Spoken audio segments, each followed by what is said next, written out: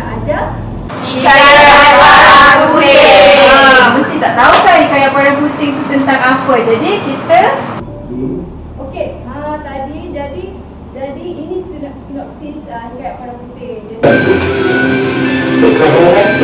Jadi semua dah faham kan? Dah. Tapi kita bukan nak fokuskan tentang sinopsis. Kita hari ni cikgu nak ajar tentang unsur agama. Okey, unsur agama seterusnya. Pasang telinga anda sebab nanti cikgu nak suruh jawab soalan. Kalau tak pasang telinga, tak faham lah. Okey, unsur agama ni sebelum tu kita nak tahu unsur agama ni benda-benda yang berkait dengan agama lah, secara perbuatan ke, niat ke. Contoh dalam agama Islam kita ada ibadah solat. Okey, jadi unsur agama yang ada dalam Hikayat Parang Puting, kita ada murah hati, kita ada sabar, kita ada berdoa. Contoh unsur agama murah hati, kita ada budak miskin, kita ada bonda budak miskin, syahbanda. Okey, budak miskin contoh dia macam menjamu makanan kepada pemilik parang puting. Orang tua parang puting, pemilik parang puting tu orang tua lah. Cikgu ni penat juga ni nak bercakap ni. Okey, bonda budak miskin, cuba Mai beritahu apa dia punya dia punya peristiwa yang dia punya inilah sifat murah hati dia. Okey. Mak kepada budak miskin ni dia menyediakan makanan untuk budak miskin. Betul. Okey, duduk. Okey, Syahbanda pula memberi makanan dan pakaian kepada budak miskin selepas menonton persembahannya bersama anak ular naga. Tadi kita dah masuk yang murah hati. Jadi semua dah faham kan murah hati tu macam mana? Kita ada tiga. Kita ada budak miskin, ada Syahbanda. Okey, ni pula sabar. Budak miskin, aku kata Lai tolong bacakan peristiwa menggambarkan budak miskin.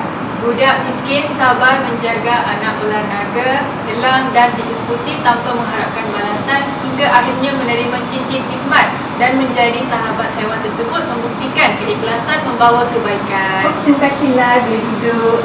Okey, untuk bonda budak miskin pula sabar dia apabila walaupun dia hidup dalam serba kekurangan, tapi dia masih membesarkan anaknya seorang diri tanpa suami. Walaupun hidup dia susah tapi dia tak pernah mengeluh. Biasalah ibu kan mesti sayang anak dia kan, macam kita macam tu. Okey, jadi yang terakhir kita ada berdoa. Berdoa ni kalau dalam Hikayat Parang Puting ada bonda budak miskin saja yang menunjukkan ni masa budak miskin anak dia ni hilang entah ke mana, cikgu pun tak tahulah. Dia buat kenduri doa selamat.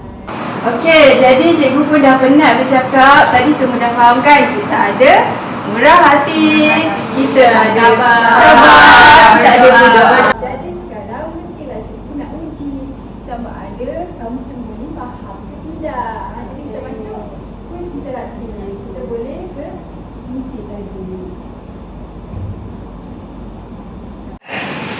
Okey, kejap ya. Okey, kita nak masuk ni. Sekejap. Okey.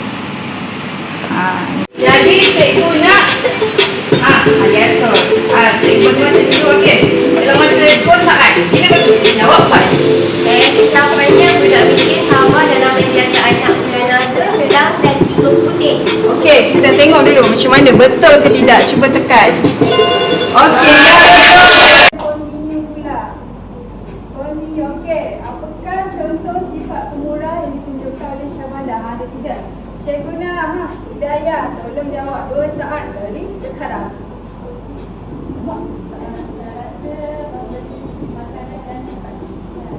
Tak apa, jangan risau. Tak ada salah, tak ada betul. Kita sentiasa belajar. Alamak, salah. Tak apa, jangan risau. Tak apa, cuba lagi. Apa ni? Ni, apakah contoh sifat sabar yang ditunjukkan oleh budak miskin? Sama ke?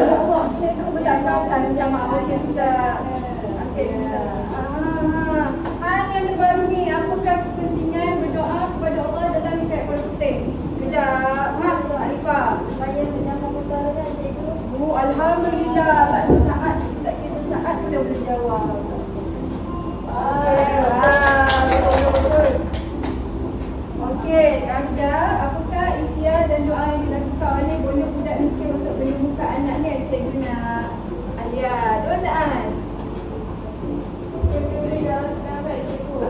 tengok betul ke tidak. Ha, macam sama lebih kurang je. Ha, siapakah yang mengadakan kenduri bagi mendoakan keselamatan anaknya yang hilang? Aliana, Rozan. Jawapan dia bodoh budak miskin. Oh, dah terang lagi sulur kan. Aduh. Okey, rasanya itu saja. Macam Asyik ulang je soalan ni. Jadi, semua dah faham kan? Jadi, kita belajar 3 unsur agama. Kita belajar apa? Sabar.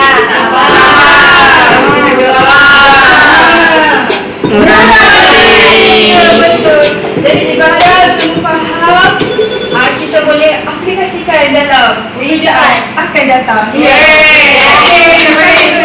Okey, jumpa lagi.